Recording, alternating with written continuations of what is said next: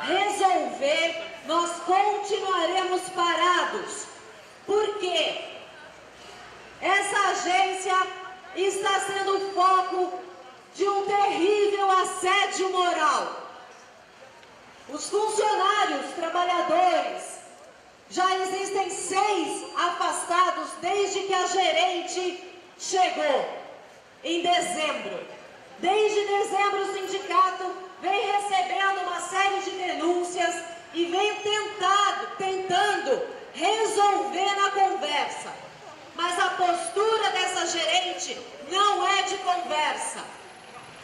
6 trabalhadores se afastaram por problemas mentais, por danos psicológicos, por não aguentarem a pressão que essa gerente e a gerente de atendimento fazem.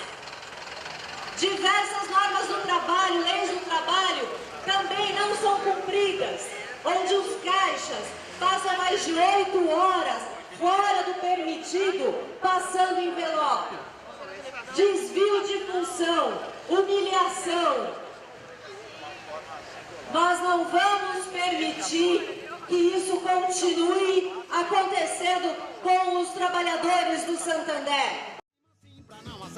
Pode pisar no chão, pise maneiro, quem não pode com a formiga não assanha formigueiro.